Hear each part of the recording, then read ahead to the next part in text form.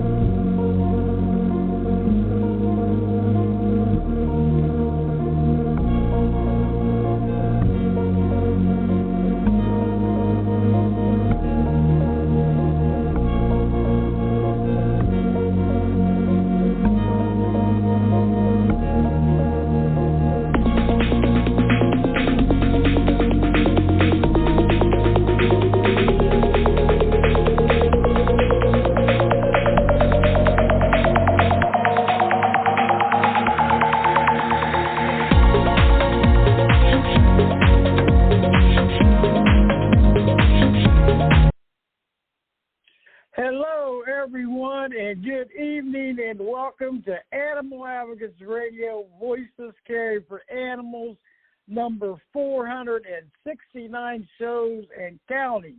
And I want to welcome all you new listeners aboard. I hope you enjoy the show and inspires you, encourages you to take action out there for all the animals in need and distress. I'm going to just go over a couple things and we'll get this show started.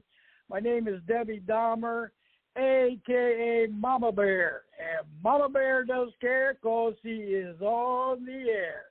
But I want to, it's been such a great 10 and a half years. I got some bad news, and then I got some real good news here, everyone. Blog Talk Radio, I have to announce this on every show to let everyone know because I always have different audiences. And Blog Talk Radio is closing down January the 31st, everyone. So, I'm going to have my last show on the 30th, and then I'm going to be, shut down for a couple of weeks before I start up on this new podcast. It's called Podbean, and you can go to them and look up Voices Carry for Animals. I already have it set up, and you can follow my podcast on there, and also Voices Carry for Animals. They have a website for that. So, and also it's free, and also they have a app, Podbean app for podcasts, and that's where I'm going to be going live stream sometimes, and just go there. It's a free download, and follow my shows there. You will get alerted on your phone and or your email, and that a show is beginning to start. It does have a live room or AKA chat room. You can engage in the conversation, speak, and also the guests can hook up there also. It's going to be awesome, everyone. So I didn't want to give up this podcast for anything, so I got it all set up on the Podbean app and also on the web. So just please, spread the word out there. all my shows I did get transferred over, and I have all of them safe and secure on podbean.com, and search Voices Carry for Animals.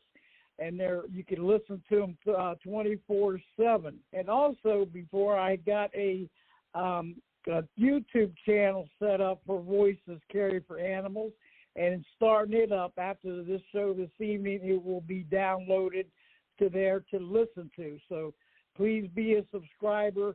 I'm hitting all angles out there, everyone. I am on a roll. Mama Bear is on a roll. So I'll be, informing you more on the first show on February 20th. I'm going to be having my tag team, Mama Cat. And I'm looking forward to that because we're going to start out, we're coming out strong this year, and we're going to continue. We're getting better and we're getting stronger. Voices Carry for Animals has been on the air for 10.5 years, 163 shows on Marty Oakley TS Radio. And sadly, she passed away on April the 1st of 2023. And all my shows are mixed in with hers from June of 2014 to March of 2018. So it's all mixed in with her. So they're all saved also. So that's the good news on podserve.fm. And I am also hooked up with podserve.fm. Voices Carry for Animals. And my shows are also on there, saved and secure. So that when Blog Talk shuts down, all of them are safe, and I have them, as long as I possibly can. But anyway, please join me in the Voices Carry for Animals, because voices do carry for animals if there's enough of us. And we got to, keep encouraging and bringing in all the action takers. So that's the key, everyone. We want to see the changes for the animals, because all lives matter, including the animals out there. So please put a little love in your heart and do your part. They blame society. We are a society. Let's see a better lives and futures for all of them, because they so well deserve. Just like the children and the elderly, the animals, they don't have a voice, but we do. So everyone, just going to go a couple more things here. This show is coming live from my website, voicescarryforanimals.com. And also, after it's archived, I will go put the archive show in there. You can listen right from my website. So subscribe free, pass the word on. There is a podcast player that I just recently added, and you can listen to the last 5 shows on that page that I added. So everyone, please spread the word. I've been super busy trying to, Voices Carry for Animals is expanding big time. So it's growing bigger than I am, and what I need is all of you to keep supporting me, your ongoing support. A big shout out to everyone out there that's helped me to promote this show every Thursday, and I hope I get your continuous support on Podbean, because I need all you guys. I can't do it alone, and our voices will be heard continuously, okay? But I want to go ahead and bring my guest in. Want to welcome her back. It's Stanley. She's the director of In Defense of Animals, Justice for Animals campaign.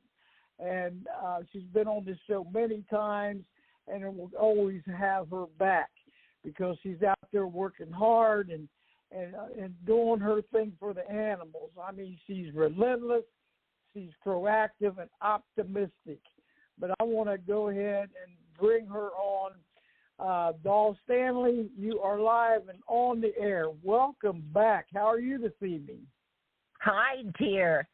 I'm frazzled and great.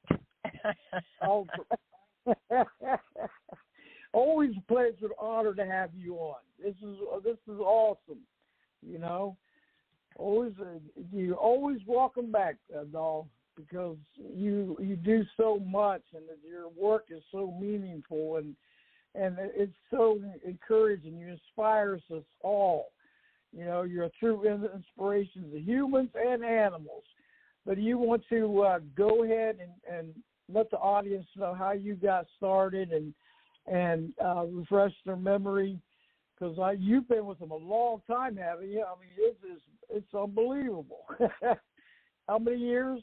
In defense of animals since our first meeting in 1983. Wow, that's a long time. And thank you for all your strong, continuous work out there. And ladies and gentlemen, she does have a Facebook page, Justice for Animals, in defense of animals, and also on their website, indefenseofanimals.org, but it's IDAUSA.org, campaign/justice for animals. But you can check it out, everyone, because, hey, the more of us that get involved, the better, right? Right there, Dole? That's awesome. Absolutely. Absolutely. So keep it up. I mean, wow. But you want to get it started. And the topics tonight, everyone, we're going to be talking about rising arrest for bestiality and disparity in sentencing from state to state. Ordinances needed prohibiting the chasing of female dogs during estrus. So go right ahead, Dog. Yes, It'll be another good show. That and some other things have cropped up since we talked. First of all, I'll say what's gone on for the last few days. You know, people think it doesn't get cold in Mississippi, and we've got snow coming in, and we had snow last week. And today has been another one of those run here. I had to go to Pontotoc, North Mississippi for a court case. I'll talk about that in a minute. And then I raced back to borrow a van because I just went and grabbed 5 donated dog houses. In Defense of Animals is buying igloos for animals that their family cannot afford them. And some people don't have cars to go pick stuff up. And, you know, we can say people make excuses, but if you saw the people and how they respond when they're delivered an igloo and shavings and such for their dogs. And we can say the dogs should all be kept in the house. The bottom line is we have to meet the dogs where they are and get as much care for them as we can. But yesterday, there was a special hearing in Winona, Mississippi, for the animal control officer. You folks may remember, it's been about a year ago, the mayor's son-in-law, the very first day on the job, not a law enforcement officer, was given a gun and told to go shoot. Take all the dogs out of that small, it's a pound. There's only 6 runs. My understanding was there were 16 dogs. I personally found 4 of them in the dumpster. He shot the dogs. We raised absolute Cain over it. And unfortunately, the city attorney hit him because there's an antiquated law in Mississippi that says law enforcement can destroy dogs after a period of time of holding them, okay? Well, he wasn't law enforcement, but still, they let him go, and then he did quit the job, and they got a new fella. And this fella really is trying hard, but I'm going to have to say, some of you may not like what I'm going to say. No kill in some areas of the country is kill. In Mississippi, we are no longer shipping dogs north like we were. First of all, I think there was some saturation. The economy has been difficult. People are complaining about getting their dogs spayed here and getting the vaccines, and it's only $200. So where we used to send, our sanctuary used to send about 60 dogs a month. One of the little rescues I work with, we'd send 15 to 30 a month. Now we're lucky if we send any. And now with the fires and those poor animals having to be evacuated, and I understand some of them are being shipped to Texas, it's going to be a bigger burden. And spay and neuter has got to be the answer, but it just hasn't caught on here. Now, In Defense of Animals does have a program for our 3 surrounding counties from our sanctuary, and we do spay and neuter as long as those funds are there. But what happened, the animal control officer is trying to be no-kill, trying to help the animals. He's been working with one rescue that's been helping him get food, helping him trying to get animals up north. Only have 6 runs, and you've got 14 dogs. What did he do when he was told to pick up a dog? He picked it up. He took it out of Montgomery County into Carroll County, the county where our sanctuary is, and he dumped the dog. When it hit social media, because he was seen and there was a photograph of his truck and the dog, the mayor, who was at a meeting in Hattiesburg for municipal leaders, rushed back. On the way, told him, you go get that dog.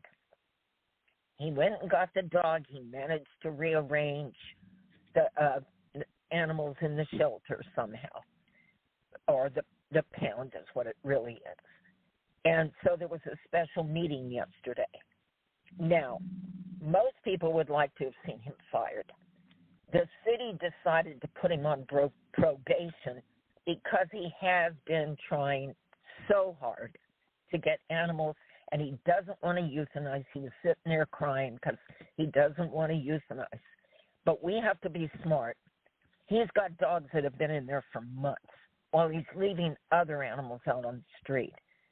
And, you know, at some point, keeping animals, if you've got a sanctuary, if you have a stellar shelter with volunteers and everything, you may keep dogs longer. But at some point, in a pound, it becomes cruel confinement.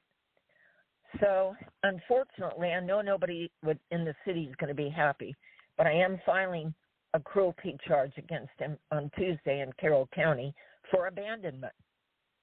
It is a misdemeanor. The animal was left out, but he sees on that city council what we see, that animals that have been abandoned, starved, shot, run over, attacked by other animals. I'm sorry. It is inexcusable. I'm glad that he's getting another chance. I think he's learned his lesson.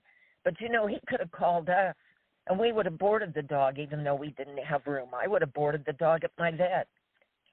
So that happened yesterday.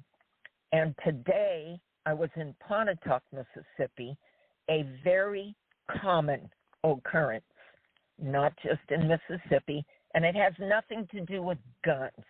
It has to do with evil-hearted people. A man called his neighbor's pit bull into his yard and shot it.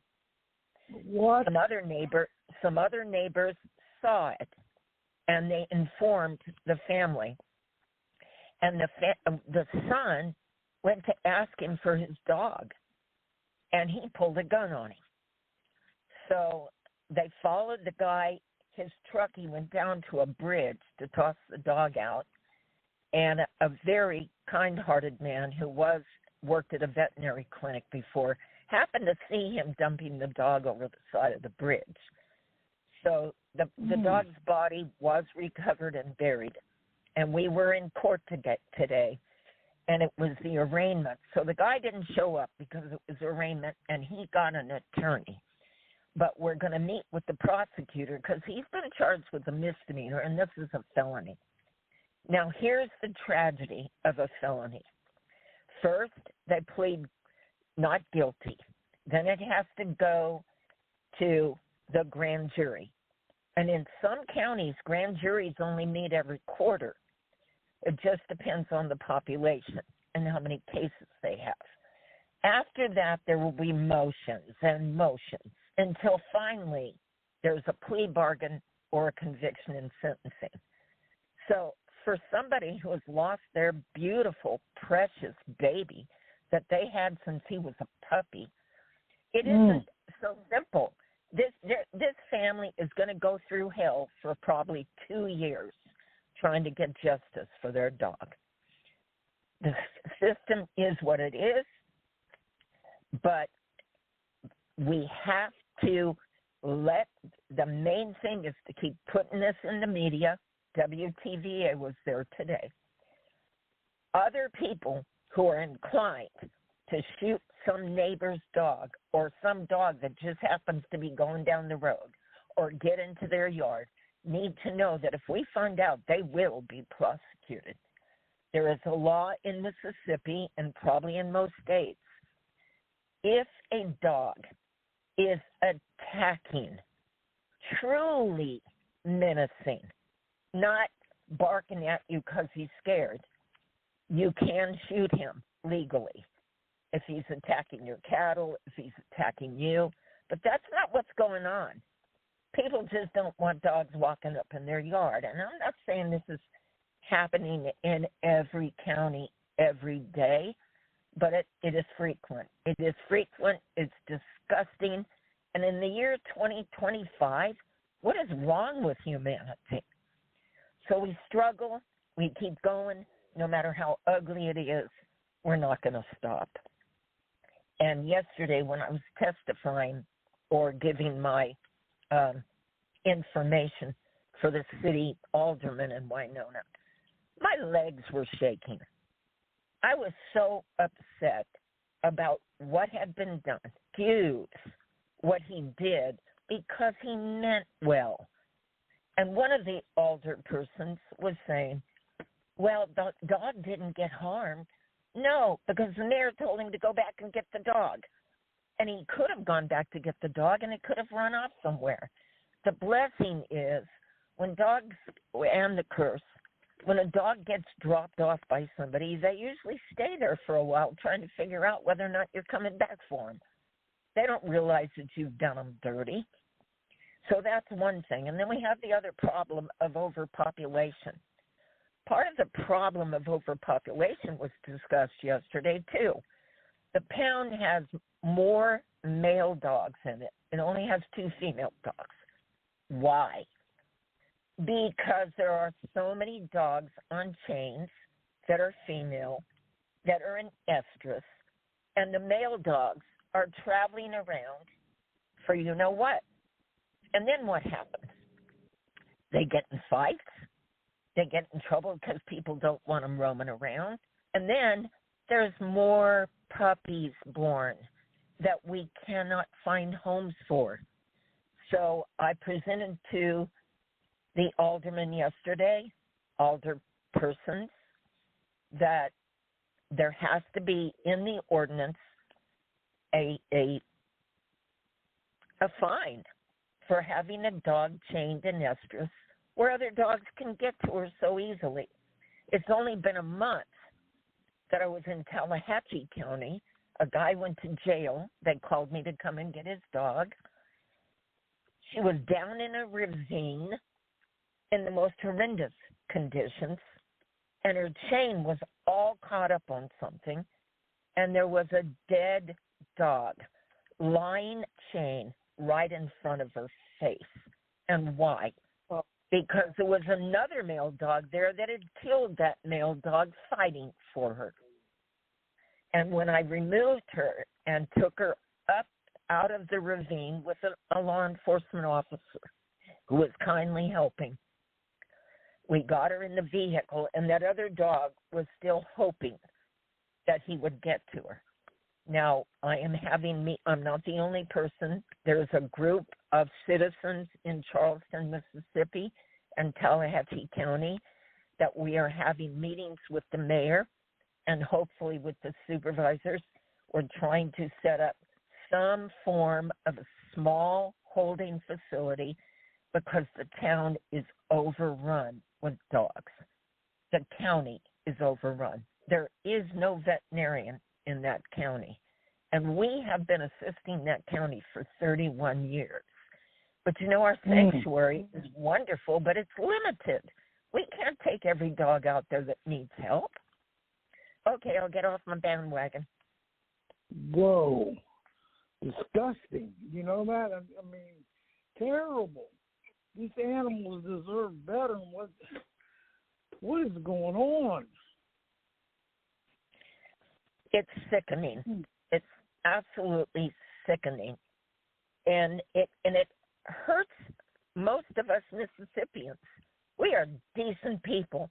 We would never harm an animal.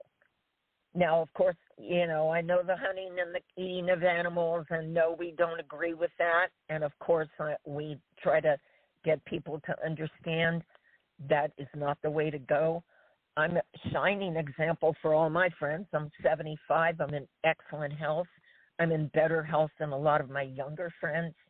And it's because of veganism or plant-based diet, whichever you want to call it. Now, plant-based diet is one thing. Veganism includes using no animal products. And that has been my choice. There's nothing wrong with it. I mean, have you ever heard anybody argue against it's the wrong way to go? I never have. Oh, I hear plenty of people.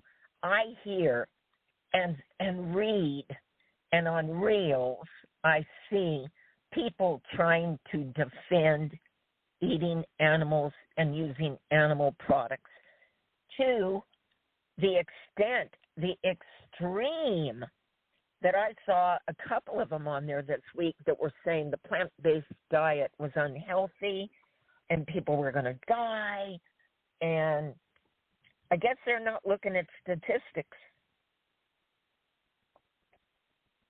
Right. I mean, if people get more educated and go and check things out, they'll, really look into it. Hey, it's the best way to go. Well, unfortunately, too many people want what they want at the expense of others, whether it's animals or people. I mean, we have those people in our world that are so self-absorbed that they're not willing to change, and they think they're giving something up. They're getting a blessing with those changes. That's right. It's looking at all these animals that, they just look how much everywhere around this radio platform over the last 10.5 years. It's not just minor problems; it's massive. You see the victories coming in, but not fast enough. And the longer the victories take, the longer the animals suffer. So we have to look at all angles of animal cruelty. And we cannot just close our eyes. I look at it and I say, what is going on here? I mean, we're into 2025 now, and there's still a lot of massive issues out there, dog. In Mississippi, right, here in Florida, all over the United States, and all the ones that the animals out there, wild and pets and everything, out in California. Prayers to all the victims out there that have been, affected. It is so sad and heartbreaking, losing their homes, and just everything.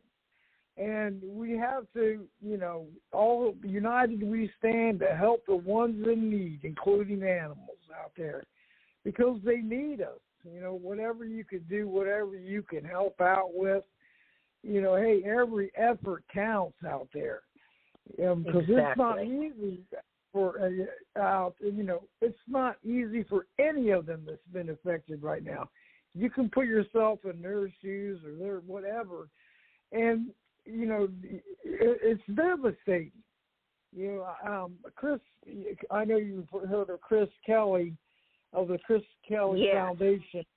Yes, prayers for her. She just lost everything into pets, Palisades, and it's so devastating. I ran a fundraiser for her, shared it on GoFundMe and everything, and I look at it, I was like, wow, how do you start all over again, losing everything?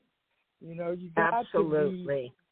you got to keep the hope and faith and keep going, because, you know, the life, at least they're, you know, she's alive, or the ones that are alive, and the pets that are alive. But there's so much going on, and you see the videos and the photos, and it's like, oh my goodness, this is terrible. We never saw. And the hero firemen. How many firemen have been heroes? There was a reel that I saw today. A man tried to get back in to get his dogs, and there was a roadblock, and he was just hysterical. And one of the fire captains saw him and overheard what he was saying and went to his home, and he was able to rescue one of the dogs. The other dog, now there's not bad news, okay?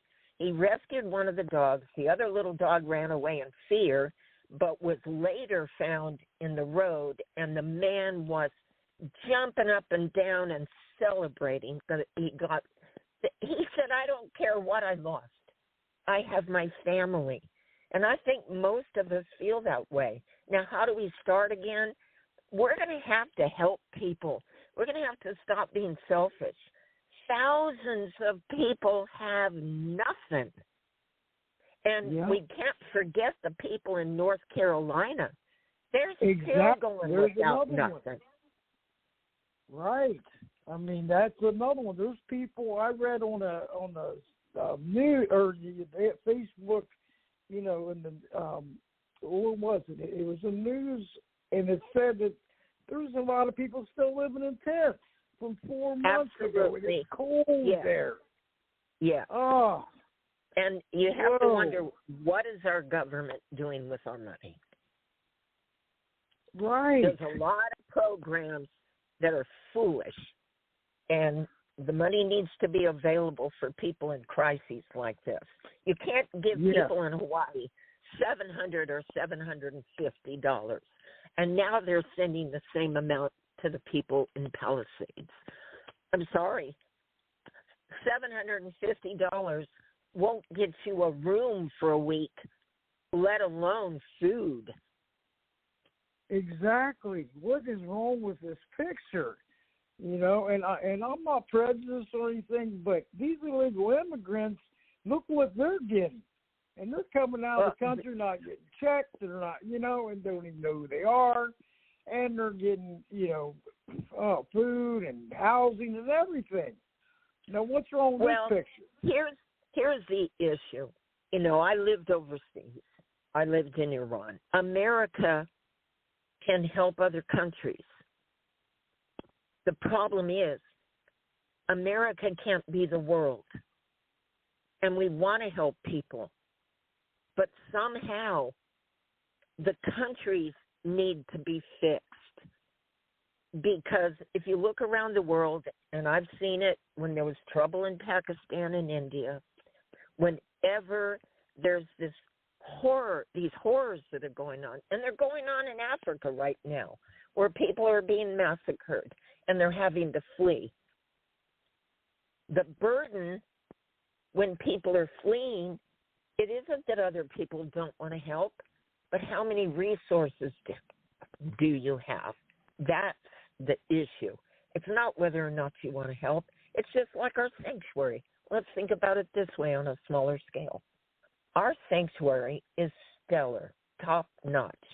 The dogs, they have buildings. They don't have huts. They have little buildings. They're heated and cooled. They have huge yards. It's a true sanctuary. But if we took every dog that we see off the street here, there's no way we could care for them all. There's no way they would have a humane existence.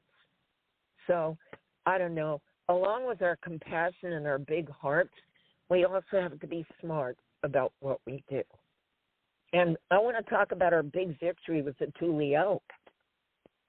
I'm sure you've heard that we've been fighting for the Thule elk. As a matter of fact, I think it was around 1990. I spent a month in jail for the Thule elk that were on Grizzly Island. Well, we've just won the battle, and it's almost complete. At Point Reyes, cattlemen have been offered a deal they're going to be sold out, and the beautiful Tule Oak will not be fenced away from grazing and water. They were literally dying from thirst. Horrible. And the battle was huge. And you know what? Why wouldn't it be common sense? But see, greed, and I don't think it's ignorance in that case. I think it's selfishness. And at some point, this is why we have to keep battling, because if everybody felt like us, there wouldn't be a problem. We need more compassion in this world, mercy. Just look at it, more kindness. We're lacking it bad here in America and around the world. And around the world. It's right. Terrible. I mean, my news feed on Facebook and X and LinkedIn used to see, you think you're getting somewhere, and then here comes stuff out of the woodwork that you never thought would be happening. I mean, it is bombarded with bad stuff. And it's like, well, there's zero excuses. If we have that many cruel and heartless people in this world, or what? One subject we don't really talk about or hear about often is bestiality. I have 4 bestiality cases right now.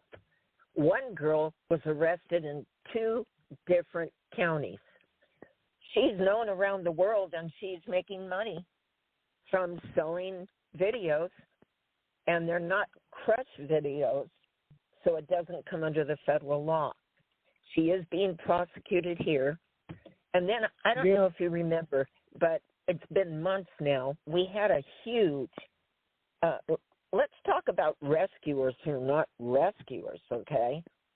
People who ask people for donations and then do the animals dirty. So it's been at least a year. We had a case in Southern California, an animal rescue corps. My friend Tim Woodward, he used to work for In Defense of Animals, fabulous human being. I call them whenever there's a big case that our sanctuary can't handle, and if they can, they come in. And right now, they're not able to do anything because their dogs aren't moving. But we had a case with a woman who had over 100 dogs. Many were dead on chains, dead in metal crates out in the open, and she was arrested, and the sheriff's department in that area is awesome. Why hasn't she was indicted? How come she hasn't been prosecuted yet? Because she went to Louisiana and got arrested on a bunch of drug charges. And so now Mississippi has to wait until Louisiana is done with her. And if she spends time incarcerated, we've got to wait till she's finished. I have that other case that you may remember in Lafayette County, Mississippi, where the Snapchat kitten killer, he devised different ways, he and his cousin, to kill horrifically baby kittens. He was caught. He was indicted. His cousin was indicted. Well, they haven't been able to find the cousin, and he is in jail in Grenada County for armed robbery. So now Lafayette can't prosecute him until they're done with him in Grenada County, and depending on how many years.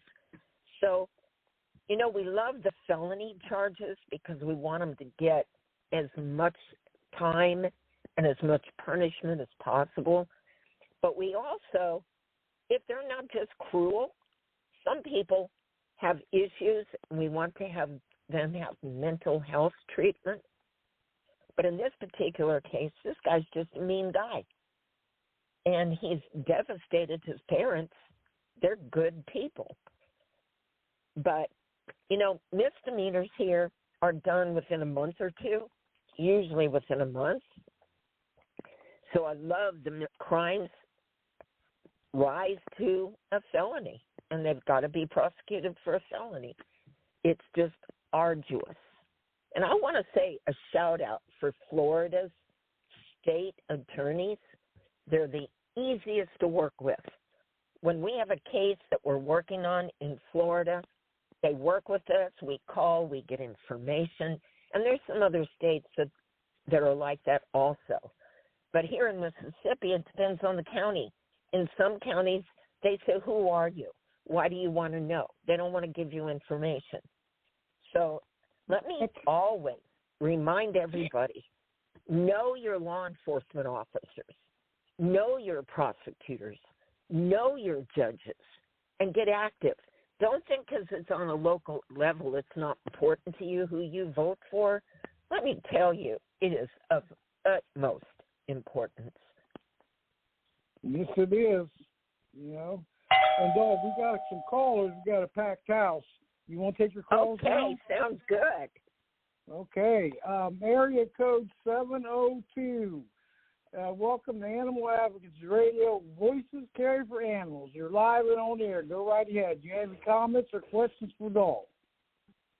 Happy New Year, Debbie and Dahl. Happy New Year. Hey, thank you. Back at you. Wishing you the best of the best.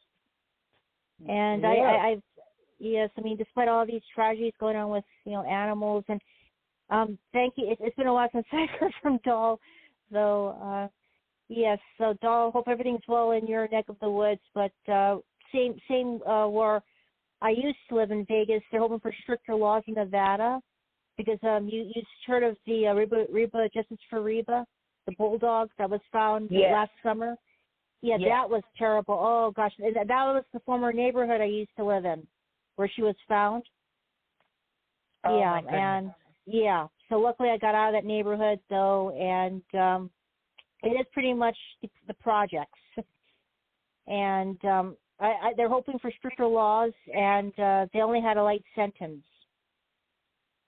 The criminals got light sentence. And sometimes there are good laws, and the judge is too lenient. Part of the problem is district attorneys, more than just court, justice court attorneys, county attorneys, they have so many cases. They're trying to get through them, so they often make deals that we're puzzled why they did that. But it's so, for one thing, we are supposed to have swift justice for alleged criminals. The whole system is very complicated, and I'm just shocked as well as it does. We just lost an awesome assistant district attorney, Donna Fields. She was in Memphis. I met with her, and I met with the district attorney last year for about 2 hours about a case for Riona.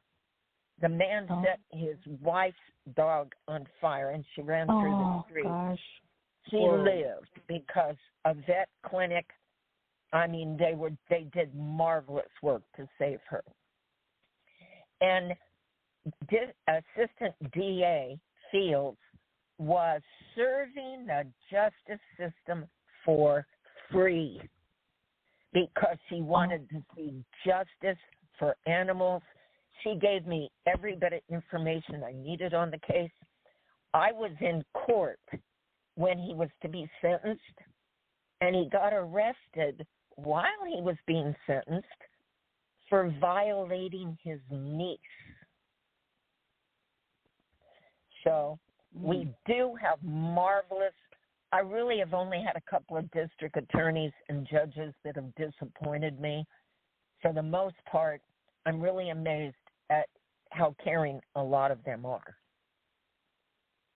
I'm glad you found the right ones, though, because I mean I've been told, and it's for various cases of not necessarily animal rights, but some of them, and I won't go into, but just some of them are mafiosos, if you know what I mean.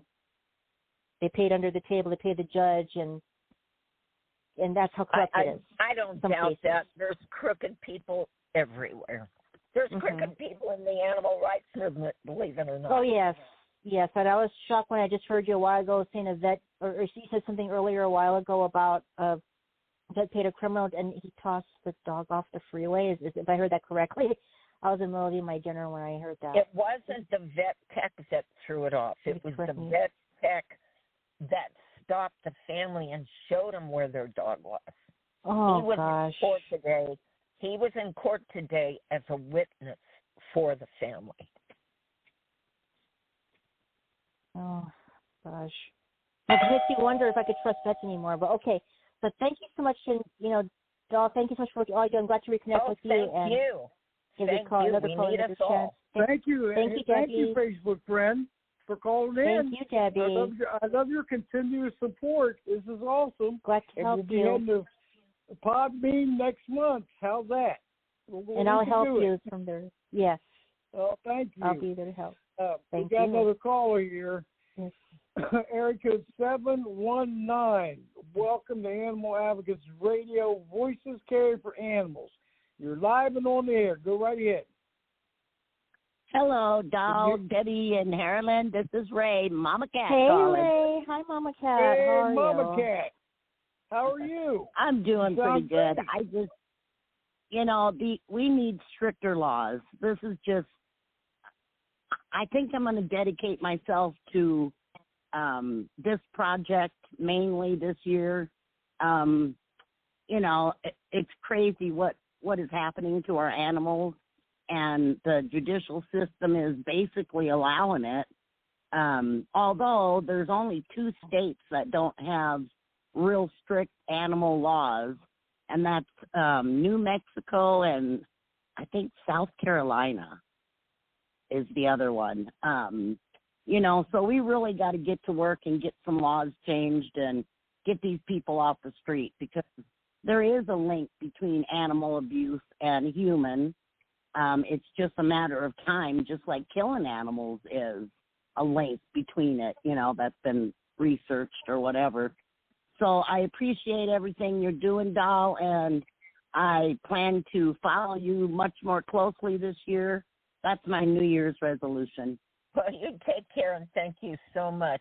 And one thing that we need to remember when we're talking about violence to animals, we usually point to the extreme animal serial torturers. You know what? The person Not at all. who beats their dog, Yep. didn't torture it but beat it, is also beating his family. Right. Mm-hmm. Domestic violence, missing women abused, and nowhere to And go. Children And too children. is in there, Yes. So when we're talking to officials, we need to bring it down to a local level that they can really understand, because domestic violence is a violent nature. We've always called it the circle of violence. They don't have boundaries. What are their boundaries? When they don't want to get seen, when they don't want to get caught. Yep, I agree. I totally agree. Yes. We just need the stricter laws, and it's up to us to get them in there and get them passed and connect with our state representatives. You could be a creator or author of a new bill going in. You just ask for a constituent bill proposal form, and you get with them, meet with them, and why you want that bill in effect, and then you go from there. Then they go for a House vote, and then a Senate vote, and then if it passes both, if it's state, it goes right to the governor, and a federal will go right to the president. And that's the thing, people have to realize you don't have to start at the top. You can start with your city council meetings, in your local jurisdictions, and start there till you get your feet warm, and once you get the hang of what you're doing and the verbiage down pat, then move up the chain of command, and go further. There's a lot of people I know that are afraid to confront or discuss things like this with, the bigger legislators, senators, and whatnot. But you can start out locally at your local city council meetings. That's basically where I started out, was local city council meetings for new legislation on protecting feral cats. That's how I got started in the legislative part of things. And it's extremely rewarding when you see new bills and new laws come out that protect these animals. And it doesn't have to be just, a cat or a dog or whatever. It's all animals that we're speaking for. And so, local government is a great place to get started, in my opinion. Oh, yeah. Because you get the more experience you got, the farther you go and the stronger you become, the more you learn. Right. Yeah. Because if we start, just like you said, you just go to these meetings and get familiar with it, experience, and then head for the state representative. Because if we don't get no new laws in effect, nothing changes. Right. That's and the other aspect to that is when you go to your state legislature, they want to know if that law has been passed somewhere else. So, for example, if you're in Mississippi and you get a few counties to pass an ordinance, you're much more likely to get the state to look at it. Absolutely. And we also have to remember, with communities where there are few resources, it sometimes is an uphill climb trying to get something passed. In Carroll County, I went 8 months in a row to the county board posing an ordinance that you may not use chaining or tethering as a primary confinement for, and I quote, livestock. And they love the idea. But then in the long run, they said, well, we can't do it because we don't have the resources to enforce it. They don't have a place to take the animals. They think their law enforcement's already stretched out. I'm not going to give up, because the truth is, Sharon Stone, who is our operations manager at our sanctuary, she's been in Carroll County all of her life. And then I came along 31 years ago. And no, we're not law enforcement, so don't misunderstand what I'm saying. But we are going out, working the cases for enforcement and engaging them. So when they talk about there's no resources, they got to remember we're here and we've been here and we're doing this. Well, and also, when all this defund the police stuff started, they were wanting to implement civilians and mental health type, personnel. So right. if that's the case, why can't we have civilian animal protection? I mean, we may not be able to go in there and arrest anybody, but we can do inspections, we can do different things, and it would alleviate the problem of, undermanned or underwomaned or however you want to put it. And then turn our reports into whoever, somebody above, animal control or whatever it is, and then they can take over if we feel an investigation needs to be done. I mean, they're just not thinking outside of the box. That's what we do here. If I get a complaint, now here's the reality. A lot of times it's law enforcement that calls me for help. Right. It even is judges who will sometimes say, I can't get involved with this case once I talk to you about it, but here's something that's going on. So we do help them with the investigations, but it is wise to always ask a law enforcement officer to go with you. And if you're not familiar with your law enforcement officers, and they don't know who you are. When I first came to this region, there was a prosecuting attorney for Montgomery County, didn't know me, didn't know that I'm educated in the laws, didn't understand that I know how to behave on a cruelty case. And the first case that I had with him, it was a disaster. Well, after a few years, we had to revisit the same situation. And this time, he told the guy that if he didn't cooperate with me seizing the dogs, he'd put him in jail while I seized him. So, you know, who you know has a lot to do with what goes on. Absolutely. You need to get out and meet those people and let them know what you want, you know, what your stand is, and it's all in the connections that we make. And show up for court cases and be knowledgeable of the law. I've had several felony cases that were charged as misdemeanors until I talked to the prosecutor, who was not familiar with the animal cruelty law. And the first thing they saw under, I'll give you an example, Mississippi State Statute 97-41-16, 2A and 2B. 2A is a misdemeanor. And sometimes they don't go beyond that. They charge them with a misdemeanor. They haven't looked at 2B, which is the felony. The case that I went on today is one of those cases. Yeah, I believe it's highly undercharged myself.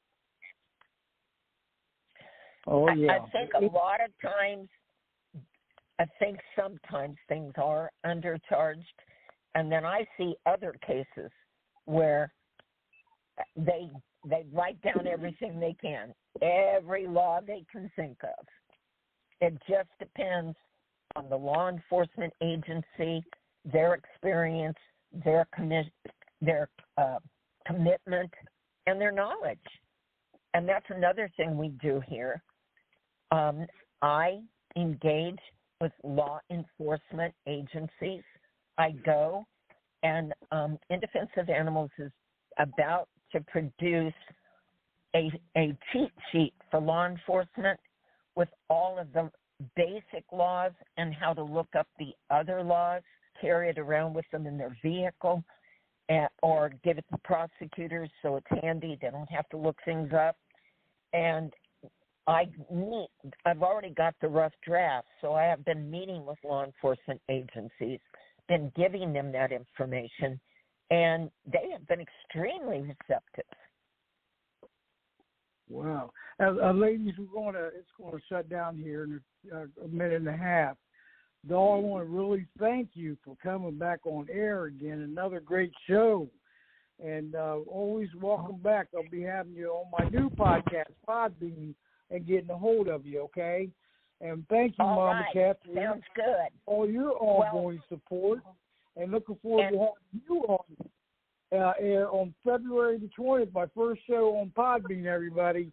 Hook up with the Podbean app, free download and account. And also have Facebook friend, Harlan, thank you so much for all your ongoing support. It means so much, everyone, that, you know, we keep going together, working together, and it's teamwork all the way. So, you know, from all the ones that's helped me share this show, from Facebook followers that's involved, and friends, and on X, the followers and friends on there also, LinkedIn. This is all teamwork here, and make it total success. But I hope you'll join me next week. We got 2 more shows after this evening, but we have Wayne Pacellion, from founder and president of Animal Wellness Action. I want to welcome him back. But I hope you guys, all of you, tune in next week and join us. And then the last show on the 30th, Blog Talk Radio. Hope everyone has a wonderful and peaceful evening, and may God bless you all. Okay, ladies, paw in hand, united we stand against animal cruelty and neglect across the land. Good night, everyone. Good night, everybody. Good night. Thanks for tuning in. Bye-bye. Bye, doll. Bye, Doll. Bye, Debbie. Bye, Ellen. Bye, Ray. Bye,